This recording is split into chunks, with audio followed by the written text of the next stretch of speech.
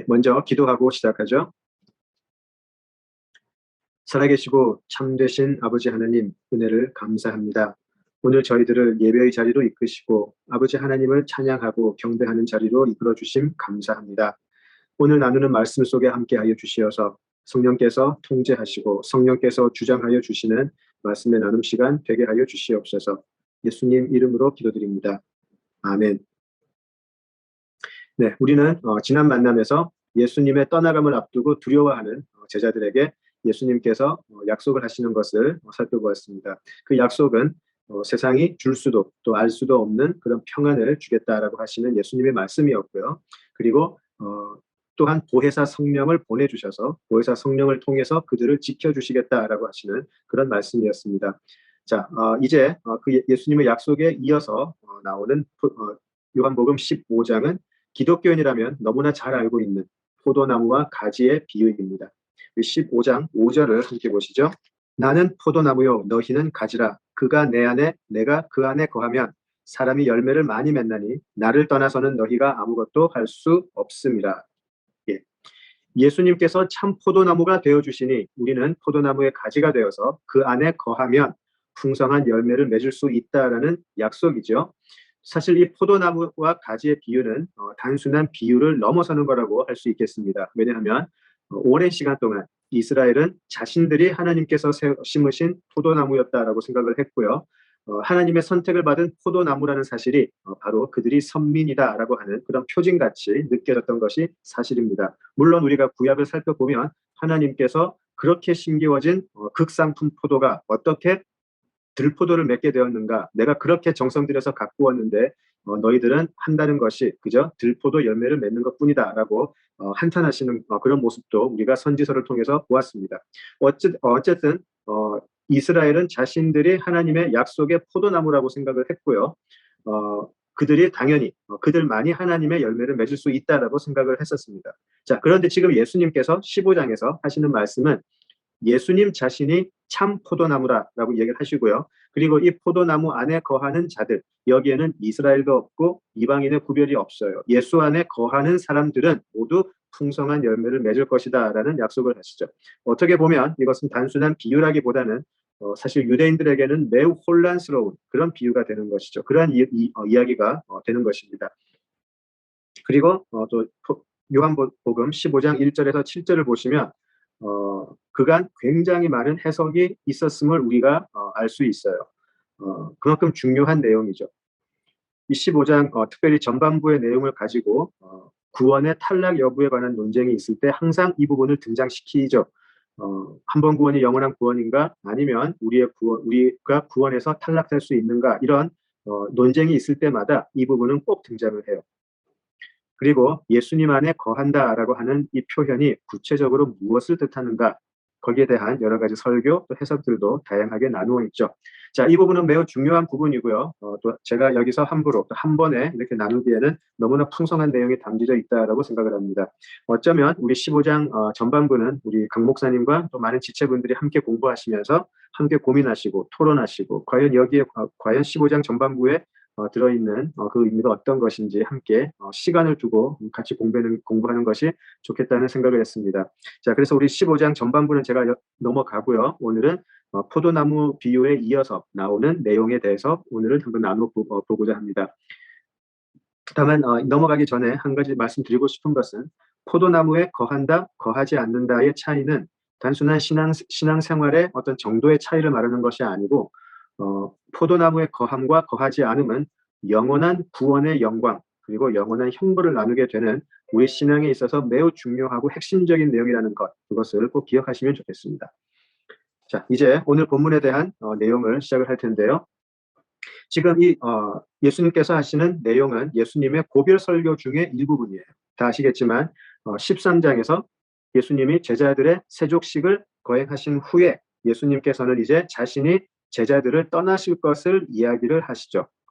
자, 그 가운데서 예수님이 설교를 시작하시는데 특별히 14장에서 16절까지는 우리가 다락방 설교 혹은 다락방 강화라고 해서 예수님이 십자가를 지시기 전에 하시는 마지막 설교로 우리가 알고 있습니다.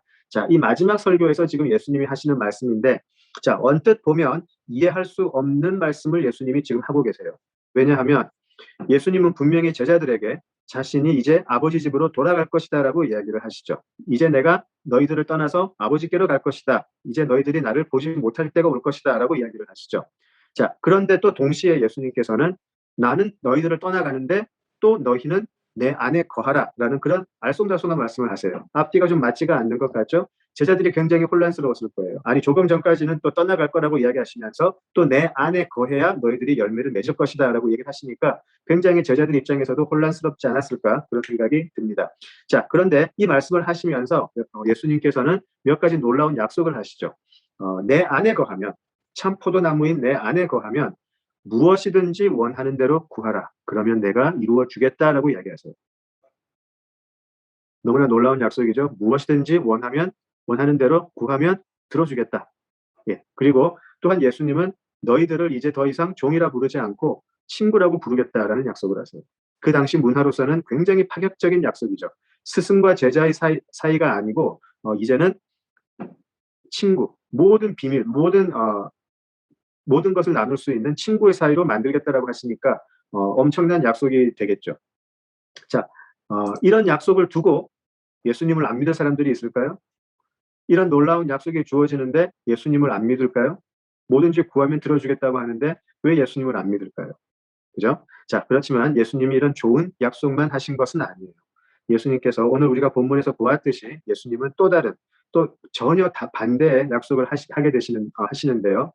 예수님은 지금 너희가 내 안에 거해야 이런 일들이 일어날 텐데 또한 너희들이 내 안에 거하면 너희들은 반드시 세상의 미움을 받을 것이다 라는 말씀을 하세요. 그리고 너희들이 내 안에 거한다면 세상이 너희들을 너무나 미워해서 자, 요한복음 16장 2절을 보시면 사람들이 너희를 출교할 뿐 아니라 때가 이르면 무릇 너희를 죽이기까지 할 것이다 라는 말씀을 하세요. 그냥 미워하는 게 아니고 출교를 시킬 것이다. 공동체 생활을 해야 하는 그 사람들에게 공동체와의 단절을 이야기를 하시고요. 그리고 너희들의 목숨까지 빼앗을 수 있을 것이다 라는 말씀을 하세요.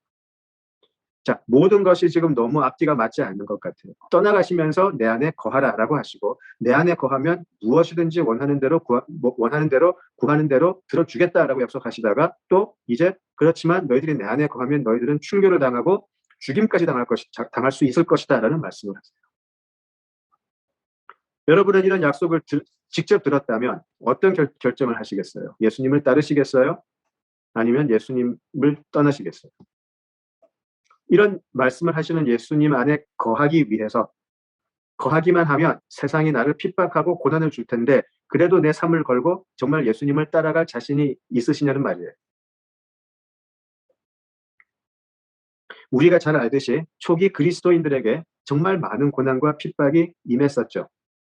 물리적인 박해를 당했었어요. 실제로 그들의 재산을 뺏기고 공동체에서 쫓겨나고 많은 사람들이 실제로 목숨을 잃기도 했죠.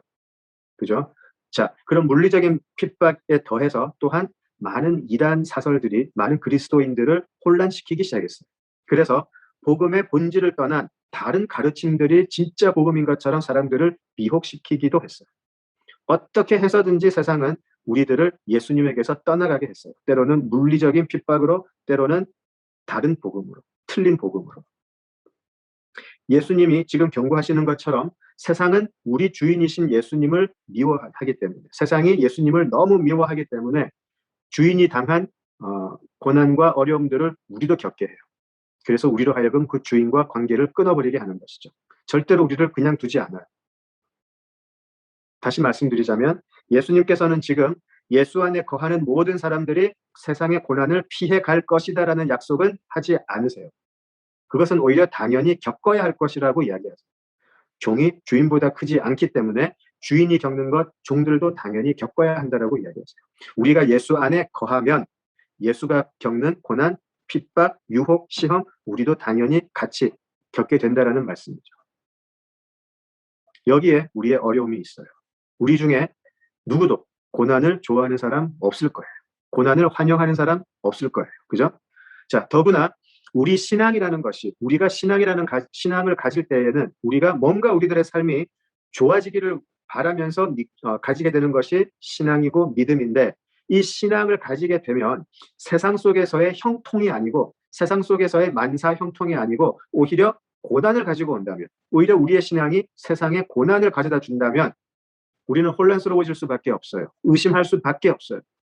세상의 많은 종교들은 형통을 이야기하는데, 이 세상의 고난을 이길 수 있는 것을 이야기를 하는데, 지금 예수님은 고난이 당연히 올 것을 이야기를 하시니까 지금 우리들은 혼란스러워질 수밖에 없어요. 자, 그런데 이런 고난, 핍박, 박해, 또 유혹과 미혹, 이런 것을 겪어야 하는 우리들에게 예수님은 또 한 번의 약속을 하세요. 그 약속이 어떤 것인가요? 오늘 우리가 본 말씀대로 이런 너희들을 그냥 두지 않고 반드시 보혜사 성령을 보내주겠다라는 약속을 하세요. 예수님께서 우리로 하여금 예수 안에 거하는 자들이 고난과 핍박과 유혹을 이길 수 있는 방법을, 한 가지 길을 약속을 하시는데, 그게 바로 성령이라는 것이죠. 내가 아버지께로 가면 아버지께서 성령을 너희에게 보내시도록 말씀드리겠다라는 것이죠. 자, 이 부분에 대해서 조금 더 자세히 보았으면 좋겠습니다. 오늘 자, 믿는 자들이 겪어내야 할 신앙의 고난과 유혹이 어떻게 실제로 다가오는지, 그리고 요한이 살았던 시대에 요한이 보았던, 그리고 요한이 기록했던 교회를 향한 핍박은 어떤 것이었는지, 그리고 그 교회들은 어떻게 반응했는지 한번 보겠습니다. 그리고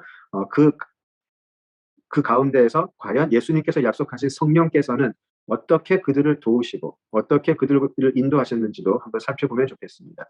자, 요한복음의 저자 요한은 예수님의 승천 이후에 초기 교회가 겪었던 핍박과 고난, 그리고 여러 유혹들에 대해서 기록을 실제로 했어요. 그죠? 자, 요한계시록 2장과 3장에 나오는 7교회를 향한 편지에 그것이 자세히 나와 있어요. 그죠? 자, 요한계시록 2장과 3장을 보시면 이제 7교회를 향한 예수님의 편지가 이제 나오게 되는데, 우리가 살고 있는 이 시대의 교회들도 이 7교회를 그대로 닮아 있죠. 에베소 교회의 정통성, 에베소 교회라 그러면 모두가 우러러볼 수 있는 정말 정통성이 있는 교회인데, 자, 이 교회가 많은 이단을 물리치고 분별하고 믿음을 지켰지만 또 첫사랑의 열정을 잃고 자신들의 전통과 자신들의 방식만 옳다고 주장하면서 오히려 아주 냉랭한 교회가 되어버렸어요. 4대 교회를 생각해 보실까요? 4대 교회를 생각을 하시면 아주 박수 받았었어요. 그죠? 정말 살아있다라는 평가를 받았다고 그래요. 저 교회가 하는 걸 보면 정말 살아있어. 정말 저 교회는 열심이고, 정말 저 교회는 하는 일도 많고, 정말 저 교회 정말 살아서 움직이는 교회다라는 그런 평가를 받았다고 하죠. 자, 그러나 예수님께서는 이런 평가를 하세요. 실상은 너희들이 살아있다고 하지만 실상은 너희들 죽은 교회다. 그런 말씀을 하세요. 두아디라 교회를 한번 살펴볼까요? 자, 두아디라 교회는 이런 말씀을 받죠. 너희들은 사랑도 있고, 너희들은 믿음도 있고, 너희들은 섬김도 있다. 교회 모습으로 너무나 이상적이죠. 열심히 사랑하고 믿고 열심히 섬기고, 그죠? 그리고 나중 행위가 첫 행위보다 더 크고 많다고, 아주 짧은 시간에, 너무나 초라하게 시작했지만 짧은 시간에 성장을 한 한국 교회를 보는 것 같아요. 그런 칭찬을 받아요. 두아디아 교회는. 자, 그렇지만 책망도 받죠. 어떤 책망을 받아요? 그런데 너희들은 그렇게 성장을 하고 너희들 그렇게 자랐지만 너희들 가운데 이세벨을 용납을 했구나. 너희들 가운데 이세벨을 용납을 해서 이세벨과 함께 먹고 마셨구나. 너희들 안에 그런 영적인 행음을 행했구나. 그리고 이런 말씀을 하세요. 무서운 말씀이죠. 너희들 지금 회개하지 않으면 너희가 행한 그대로 갚아주겠다. 그런 말씀을 하세요. 무서운 말씀을 하세요. 그러나 서머나 교회나 또 빌라델비아 교회 같은 교회도 있어요. 이 두 교회는 칭찬만 받은 교회로 우리가 잘 알고 있죠. 서머나 교회는 믿음을 지키면서 장차 죽음의 고난도 실제로 겪겠지만 죽도록 충성해라. 끝까지 죽도록 충성해라. 그러면 생명의 면류관을 너희들에게 주겠다라는 약속을 하세요. 빌라델비아 교회는 이런 약속도 하시죠. 너희들을 핍박하는 자들이 나중에 도리어 너희들에게 와서 너희들에게 절하게 될 것이다. 너희들 정말 충성했으니까 앞으로 내가 하나님의 성전의 기둥에, 성전에 너희들을 기둥으로 세워주겠다라는 그런 놀라운 약속도 하세요. 이렇게 7교회는, 요한이 기록했던 7교회는 각기 다른 모습의 고난과 다른 모습의 유혹을 겪었어요. 그리고 각 교회가 대처했던 방식도 다 달랐어요. 그래서 어떤 교회는 책망과 칭찬을 같이 듣기도 했고요. 어떤 교회는 칭찬만 듣기도 했고요. 자, 한 가지 유념할 것은 이것이죠. 자, 그들이 겪었던 고난과 유혹의 모습은 달랐지만 어쨌든 그 고난 자체는 아주 실제적이었다라는 거예요. 이것이 추상적인 게 아니고 실제적이었다라는 거예요. 그들의 매일의 신앙생활 속에서 그들의 공동체의 삶 속에서 실제로 일어났던 일이라는 것이죠. 그래서 그 고난을 어떻게 대처하느냐에 따라서 사실 결과는 아주 심각해질 수 있어요. 예수님께서 뭐라고 말씀을 하시나요? 촛대로 옮겨버리겠다라고 이야기하죠. 너희들 지금 그 교회에서 떠나라. 몇 사람이라도 살아야 되겠다. 아주 예수님께서는 혹독한 말씀을 하세요. 영적 전쟁이라는 것은 실제 하는 것이고요. 우리가 잘 모르면서 영적 전쟁에 대해서 이야기를 하지만 실제 영적 전쟁이라는 것은 실제적인 것이죠. 실제적인 것이기 때문에 결과도 실제적일 수밖에 없어요. 영적 전쟁은 먹느냐 먹히느냐의 싸움이기 때문에 그래요. 우리를 잡아먹으려고 우는 사자의 울음소리로 사탄이 지금도 바쁘게 움직이고 있어요. 우리는 이것을 성경 말씀에서 자주 알고는 있지만 실감하지는 못해요. 영적 전쟁을 입으로는 이야기하지만 체감하지 못한다는 말이죠. 그러나 이것은 실제 하는 것이고 우리가 이 영적 전쟁에서 지면 그 결과는 혹독할 거라는 것이에요. 실제적으로. 이 우는 사자는 어쩔 때는 물질의 유혹으로 다가올 수도 있고요. 어쩔 때는 안락의 유혹으로 우리에게 올 수도 있어요. 때로는 세상의 자랑으로 다가올 수도 있고. 여러 가지 유혹 앞에서 넘어지는 기독교인들 정말 무수히 보아왔어요. 정말 맥없이 무너지는 거 많이 보았어요. 자신은 복음이 아니고 세상의 다른 소리에 완전히 씌여 있는데도 본인이 모르더라는 거예요. 본인은 그게 진짜 복음인 줄 알고 따라가고 있다는 거죠. 그런 모습을 너무나 많이 보아왔어요. 다행인 것은 예수님은 우리를 그런 핍박이나 미혹에 그냥 내버려 두지는 않으시더라는 것이죠. 계속해서 말씀하세요. 우리를 그런 핍박과 고난에 놓아두고 그냥 바라만 보고 계시는 것이 아니고 예수님께서는 지금도 우리들을 돕고 계시고 우리를 인도하신다는 것이죠. 예수님은 우리에게 선한 목자가 되어주겠다라고 분명히 약속하셨기 때문이에요. 자, 예수님께서는 아까 우리 본문에서도 보셨지만 임박한 고난을 이야기하시면서 동시에 성령에 대해서 말씀을 하세요. 성령이 반드시 올 것을 이야기를 하시죠. 그리고 이 계시록에서는 그 성령께서 이 7 교회에게 무엇을 하시는지를 우리가 볼 수가 있어요. 예수님께서 약속하셨던 그 성령이 이 고난과 핍박과 유혹에 놓여 있는 7 교회에게 무엇을 하시는지를 계시록에서 우리가 볼 수 있다는 말씀이죠.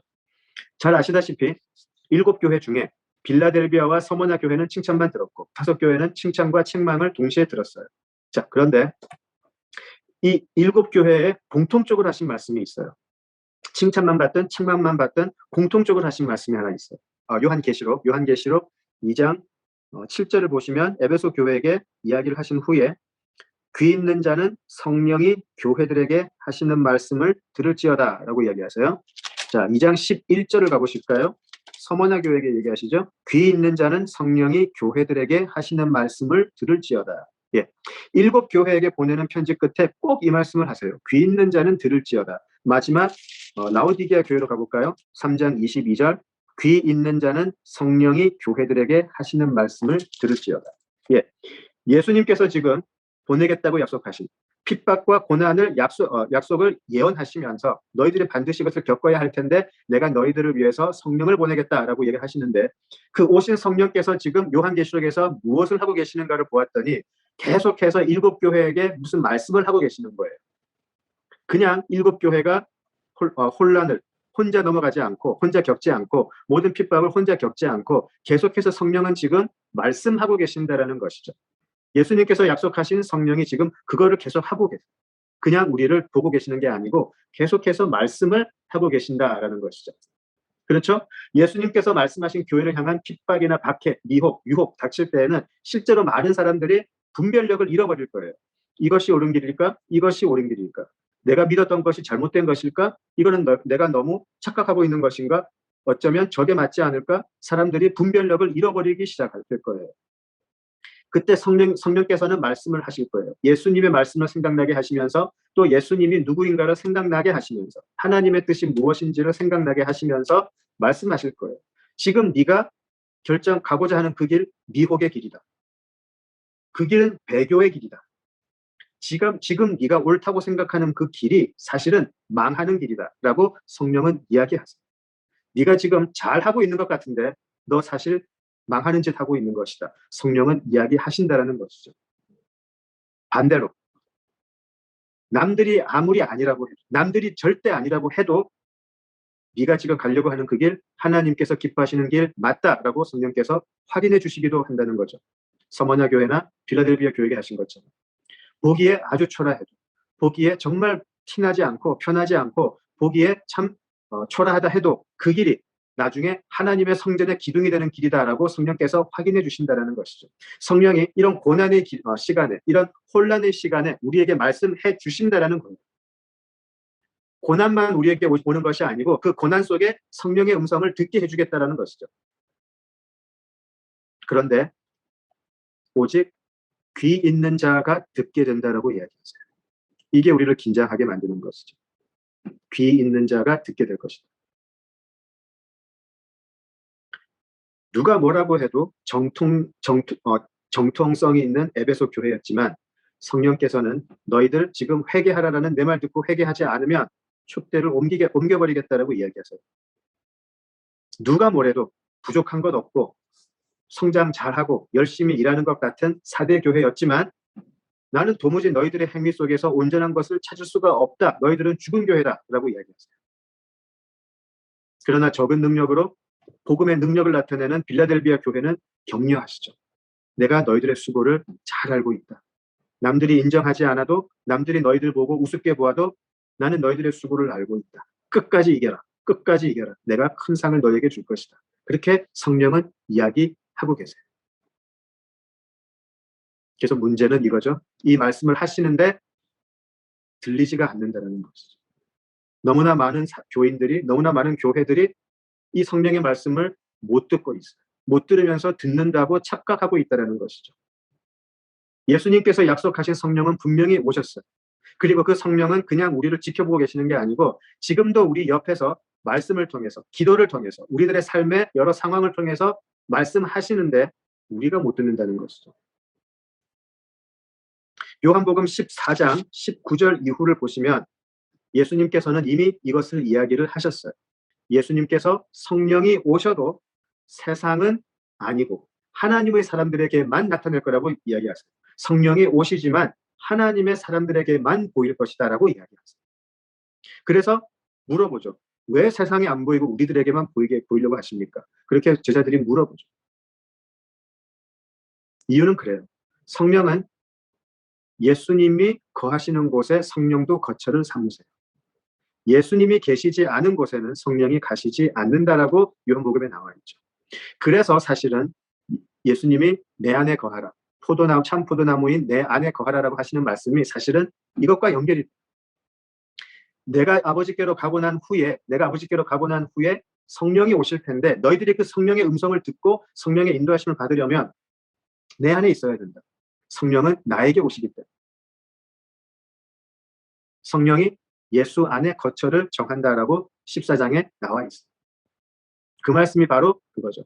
귀 있는 자는 들을지어다. 귀 있는 자들이 누군가요? 예수 안에 거하는 자들. 예수 안에 거하는 자들은 성령의 음성을 들을지어다라고 하시는 것이죠. 그래서 이 성령의 음성을 듣는 것만이 고난과 미혹을 이길 수 있는 유일한 비결이 되는 것이죠. 보편적으로 보이고 보편적으로 들리는 성령의 말씀이 아니라는 거예요. 사실 이 말씀이 얼마나 두려운 것인지 실감이 나시나요?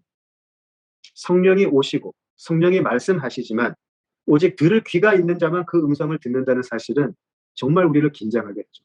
두렵게 하죠. 그런데 우리는 때때로 이 사실을 망각하거나 너무 가볍게 여기는 것은 아닌가 그런 생각이 들어요. 성령이 오시지만 세상에는 그 성령이 보이지도 않고 음성도 들리지 않는다는 것은 기독교인이라고 생각하고 살아가는 우리에게는 아주 두려운 말씀이 되어요. 물론 기쁜 말씀이 되기도 하지만 또한 두려운 말씀이 되기도 해요. 때때로 예수 믿는다고 하는 사람들, 때때로 예수를 잘 믿는다라고 하는 사람들, 또 교회들 많이 보지만 과연 저들이 성령의 음성을 제대로 듣고 판단하는 사람들일까 생각하게 돼요. 그들이 보이는 신앙의 모습들, 그들이 보이는 신앙의 행태들은 정말 저 사람들이 영적인 분별력이 있는 사람들인가 의심하게 만들기 때문이에요. 하나님의 말씀을 자기 멋대로 해석을 하고요. 말씀도 제대로 읽지 않으면서 또 해석도 제멋대로 해요. 그리고 자신의 감정이나 자기 스스로의 생각이나 자기의 개인적인 편견을 신앙의 이름으로 포장을 하기 시작해요. 자기 생각을 가지고 하나님의 뜻인 것처럼 포장을 해가지고 이야기하더라는 거죠. 마치 자기 자신이 하나님의 뜻을 다 알고 있는 것처럼 자신이 살아가는 방식이 하나님의 뜻에 100% 부합하는 것이라 확신하고 자랑하고 다른 사람들까지 그렇게 살도록 강요하고, 이런 모습을 특별히 영적인 지도자라고 하는 사람들에게서 많이 보게 돼요. 물론 그들도 천국을 소망하고 하나님을 사랑하는 신앙이 분명히 있었겠죠. 그러나 그들은 점점 살아가면서 하나님의 음성을 듣는 귀가 없어져 버린 것은 아닌지 모르겠어요. 자신도 모르게 살면서 내 자신 안에 있는 욕심의 소리가 더 커지고 있는데, 내 욕심의 소리가 더 커지고 있는데 이것을 성령의 소리로 어느 순간 착각하면서 사는 것은 아닌가 의심스러울 때가 있어요. 자신도 모르게 세상이 주는 소리에 귀를 기울이면서 성령의 소리와 세상의 소리를 점점 구별하지 못하는 자리에 간 것은 아닌지 모르겠다라는 말씀이에요. 이 일이 실제로 일어났었죠. 유대 지도자들, 이스라엘 지도자들은 바로 이랬어요. 그들은 열심히 있었어요. 그들은 엄청나게 성경을 공부했었죠. 그들의 삶의 모든 태도와 방향은 하나님을 향한 것이었어요. 다른 사람들이 이 종교 지도자들을 존경했어요. 따라갔어요. 그런데 사실은 그들은 하나님의 음성을 듣는 게 아니고 자기 자신 안에 있는 자기 자신의 욕심의 음성을 듣고 있었어요. 그런데 그거를 하나님의 뜻이라고 착각하기 시작했어요. 그래서 성육신 하신 하나님의 아들이 바로 자기 눈앞에 와 있는데, 성육신 하신 하나님의 아들이 자기 눈 앞에 나와 있는데 그들은 전혀 알아보지 못했어요. 그 하나님의 아들이 하시는 말씀을 듣고 하나님의 음성을 들었다라고 생각하는 게 아니고 오히려 하나님의 아들을 죽이려고 했어요. 누구보다도 더 하나님의 뜻을 이해하고 있다라고 생각했던 사람들이죠. 누구보다도 하나님의 뜻에 합당하게 살고 있다라고 굳게 믿고 있던 사람들이에요. 그런데 그 사람들은 하나님의 아들을 죽이려고 했어요. 전혀 못 알아보고 못 알아들었어요. 마치 사대교회에게 하신 말씀처럼 실상은 너희들은 죽은 사람들이다. 너희들은 내 말을 알아듣지 못한다. 그렇게 말씀하시는 것 같아요. 요한복음 8장 43절을 보시면 예수님은 도무지 예수님의 말씀을 못 알아듣는 유대인들에게 이렇게 말씀하세요. 왜 너희들 내 말을 알아듣지를 못하느냐? 왜 그런 줄 아느냐? 너희들은 들을 귀가 없기 때문에 내 말을 못 알아듣는 것이지. 그렇게 말씀하세요. 실제로는 그들은 온갖 종교적인 행위는 철저하게 지키고 있었어요. 한 가지 없는 것, 실제로 하나님의 말씀을 들을 귀가 없었다는 것이죠. 하나님의 말씀을 들을 귀가 있었다면 그들이 그렇게 공부했던 모든 것이 바로 지금 사람의 모습으로 오신 예수님을 가리키는 것이다 라고 금방 알아보았을 텐데 그들은 알아보지 못했다라는 것이죠. 이 무거운 질문을 저도 늘 제 스스로에게 질문을 해요. 나는 정말 성령의 음성을 들을 귀가 있는 사람인가? 나는 그 음성을 듣고 이 성경에 비추어서 분별할 수 있는가? 내가 공부하는 이 많은 성경의 내용이나 다른 것들 내가 성령의 음성으로 내가 분별할 수 있는가? 내 신앙은 내 고집, 내 편견의 산물인가? 실제로 성령의 음성을 분별할 수 있는 참된 신앙을 나는 갖고 있는가? 늘 긴장하게 되고 고민하게 되죠. 그리고 저도 매주 말씀을 나누는 입장에서 저희 공동체에서 이 질문은 매주 괴롭고 힘들어요. 제 스스로에게. 신앙의 이름으로 하는 모든 행위들이 성령께서 보시기에는 오히려 죽은 행동은 아닐까? 오히려 나는 지금 이세벨의 유혹에 빠져서 우상에게 절하고 살고 있는 것은 아닌가? 늘 질문하게 돼요. 우리는 영적 분별력을 너무나 잃어버리고 살아가는 시대를 살고 있는 것 같아요. 요즘 더욱더 많은 고민이 생기게 되는 것 같아요. 요한계시록에서 보았듯이 성령은 교회들에게 계속해서 오늘도 말씀하고 계세요.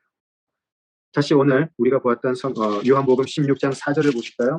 오직 너희에게 이 말을 한 것은 너희로 그때를 당하면 내가 너희에게 말한 이것을 기억나게 하려 하며 처음부터 이 말을 하지 아니한 것은 내가 너희와 함께 있었음이라 라고 이야기하죠. 성령께서 오셔서 예수님께서 하신 모든 말씀, 예수님께서 하신 모든 행동, 예수님께서 일으키신 모든 이적들 다 생각나게 하실 거예요. 이것이 우리가 성경을 읽는 이유죠. 성경을 읽으면서 공부하고 고민하고 성경에서 말하는 하나님의 뜻이 무엇인지 예수님을 공부하죠.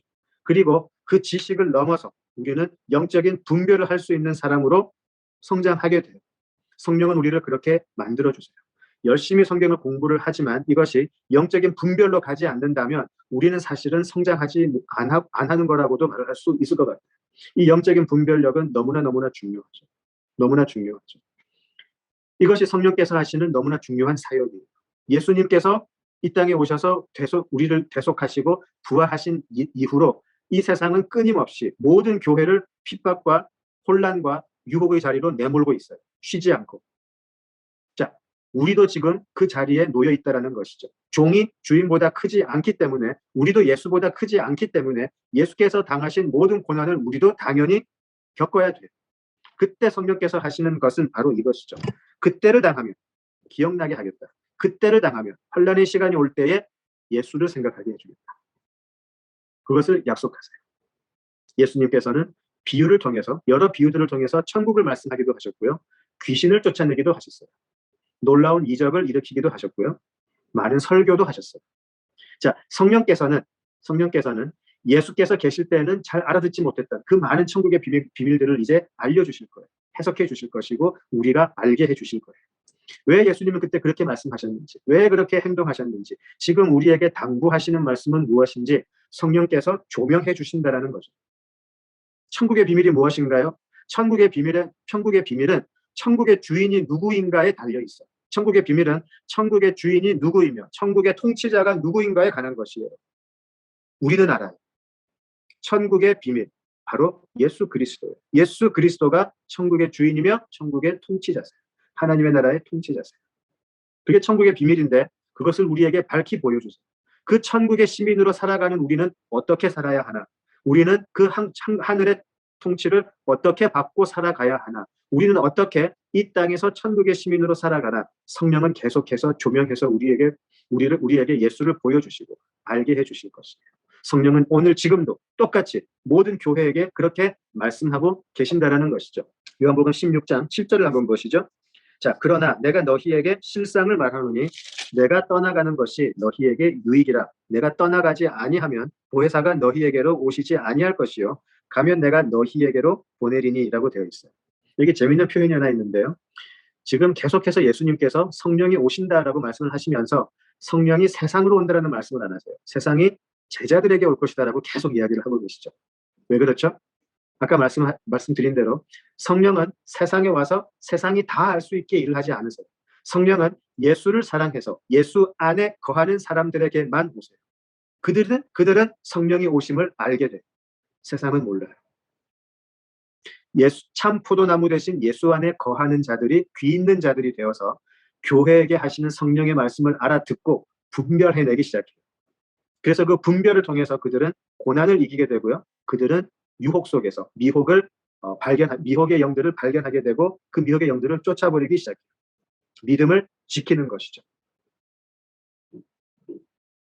성령은 제자들에게 오세요. 성령은 귀 있는 자들에게 오셔서 성령의 음성을 듣게 하시고 우리로 하여금 모든 고난과 핍박, 유혹을 이기게 하세요. 믿지 않는 자들, 성령의 음성을 듣지 못하는 귀 없는 자들, 들을 귀가 없는 자들은 바로 옆에서 죽었던 사람이 살아나도 예수 믿지 않아요. 우리가 흔히 말하는 한국말로 임사체험이라고 하나요? 죽었다가 살아난 경험을 한 사람들, 그런 경험을 해도요. 성령을 모르면 그들은 죽었다 살아나도 예수 믿지 않아요. 딴소리예요. 귀 있는 자들이 이 모든 것이 하나님의 것이며 이 모든 것이 하나님의 섭리 속에 있음을 알게 돼요. 귀 있는 자들만 예수께서 지금 교회에게 하시는 말씀을 듣게 되는 것이죠. 그리고 그 귀 있는 자들, 예수 안에 거하는 자들이 이 제자들처럼 이제 사역을 하기 시작해요. 성령이 하시는 사역을 이제 제자들도 하게 되는 것이죠. 무슨 사역인가요? 바로 증인의 사역을 하게 돼요. 예수가 누구였는지, 예수는 지금 어디에 계시는지, 예수가 십자가를 통해서 어떤 일을 하셨는지 이제 증인이 돼서 사역을 하게 되는 것이죠. 우리도 마찬가지예요. 우리도 이제 귀 있는 자들이 되어서 성령의 음성을 듣고 이제 증인의 삶을 살게 돼요. 이제 이 세상 속에서 예수를 증거하며 살게 되는 것이죠. 참 포도나무이신 예수님이 예수 그리스도 안에, 참 포도나무이신 예수 그리스도 안에 거한다라는 것이 이렇게 연결되는 것이 보이시나요? 장차 다가오는 믿음의 시련, 믿음의 고난, 이런 것들과 맞서 싸울 수 있는 유일한 길이 예수 안에 거하는 것이다라는 그 사실, 그것이 보이시나요? 예수 안에 거한다라는 것은 단순히 어떤 신앙생활의 모습을 이야기하는 건 아니에요. 물론 포함을 하겠지만 훨씬 더 강력한 것이에요. 예수 안에 거해야만 이 고난을 이겨낼 수 있어요. 예수 안에 거해야만 성령의 음성을 들을 수 있는 귀 있는 자가 되기 때문이죠. 그리스도를 믿는 믿음에서 떨어지게 하려고 세상은 온갖 고난을 줄 수도 있고, 우리를 유혹에 빠뜨릴 수도 있고, 우리를 시험에 이끌기도 하고, 그렇죠? 그럴 때 성령께서 우리에게 도움을 주실 거예요. 어떻게 해요? 예수를 생각나게 하시고, 예수를 알게 하시고, 예수를 더욱 따르게 해주실 거예요. 성령의 음성을 들어야 장차 다가올 고난과 유혹을 이기고 분별할 수 있기 때문이죠. 영적 전쟁의 노예는 그리스도인들에게는 사실 이것이 낭만적인 신앙생활이 아니고 영적 전쟁일 수밖에 없어요. 성령의 음성, 반드시 예수 안에 거하는 자세가 있는 사람들에게, 예수 안에 거하는 사람들에게 임하기 때문에 우리에게 이것은 영적 전쟁에서 이기는 처절한 싸움일 수 있어요. 성령의 음성을 듣겠다고 여러 프로그램들이 있는 것도 잘 알고 있어요. 여러 프로그램들이 생겨서 하나님의 음성을 듣는 방법, 기도하는 법이 나오고 훈련도 하고 잘 알고 있어요. 그런데 그 열심, 그 마음, 간절함은 제가 알겠는데 여러분이 마음을 비운다고 거기 성령이 오시던가요? 비우니까 갑자기 성령께서 움직이는 게 보이시던가요? 까딱 잘못하면 여러분이 마음 비우면 거기에 악령이 들어올 수도 있어요. 예수 안에 거하는 것에 기초하지 않은 모든 방법적인 것은요, 종교적인 수련, 종교적인 행사에 불과해요. 이런 수련을 한다고 해서 성령이 오시지 않아요. 이런 수련을 많이 한다고 해서 성령이 오시지 않아요. 그런 거 무당들이 나는 거죠. 구슬하고 짐승을 잡고 잡두를 타고 그러면 신이 오고. 우리 신앙은 그런 싸구려 종교하고 비교해서는 안 되죠. 그들은 신이 오고 하는 거 준비하고 한다고 온갖 이상한 짓을 다 해요. 우리 믿음은 그런 것이 아니고, 우리 믿음은 창조주 하나님께서 사람의 몸으로 오셔서 우리 인간의 죽음을 통해서 우리 죄를 대속하시고 부활하심으로 죽음을 이기심을 믿는 그 살아있는 소망이고 살아있는 약속이죠. 그것이 우리들의 신앙이죠. 그리고 그 모든 소망과 약속은 예수 그리스도 안에 있다는 것. 그것이 우리들의 신앙이죠. 우리는 그것을 믿고 그것을 실제로 알고 살아가는 사람들입니다. 그것을 성령께서 이 믿음을 끝까지 지킬 수 있도록 도우시겠다는 말씀이에요. 그래서 우리는 예수 안에 거해야 돼요. 그래서 그 성령이 도와주심을 들을 수 있어야 되고 볼 수 있어야 된다는 것이죠. 이제 그 성령이 와서 이제 폭로하는 게 있어요. 드러내는 게 있어요. 16장 8절에서 말하듯이 죄에 대하여, 의에 대하여, 심판에 대하여 세상을 책망하신다고 나와 있어요. 왜 세상이 틀렸는지, 세상이 무엇을 잘못했는지, 세상이 어떻게 이 모든 것을 엉망진창으로 만들어 놓았는지 이제 성령이 다 드러내실 거예요. 제자들은 그것을 보고 이에 대한 증인으로 서게 될 거예요. 성령이 드러내시는 그 모든 것을 보고 그렇구나, 세상은 심판을 받는 것이구나, 우리 예수님이 세상을 이기셨구나, 이제 예수님으로 말미암아 하나님과 우리의 관계가 다시 화목되었구나, 이것을 증인을 하는 사람들로 거듭나게 된다는 것이죠. 자, 이에 관해서는 다음 기회에 조금 더 깊게 한번 나눠보도록 하고요. 우리 모두에게, 우리 하늘씨앗 교회 교인들에게 예수님 안에 거하는 은혜, 그래서 성령의 음성을 들을 수 있는 은혜가 임하기를 진심으로 기원합니다. 그리고 듣고 끝나는 게 아니고 성령의 권면에 우리 삶의 방향을 맞추고, 그래서 끝까지 그 말씀을 듣고 끝까지 싸워서 이기는 사람이 될 수 있도록, 이기는 자가 될 수 있기를 진심으로 기원합니다. 우리 다 함께 기도하시죠. 아버지 하나님, 세상에 가져다 주는 그 어떠한 고난과 핍박과 유혹 속에서도 우리를 이길 수 있게 하여 주시옵소서. 우리들의 힘으로는 이길 수 없지만 성령께서 주시는 말씀과 성령의 인도하심을 따라가는 가운데에 예수의 이름으로 끝까지 싸우고 이기는 우리 모두 되게 하여 주시옵소서. 예수님 이름으로 기도드립니다. 아멘.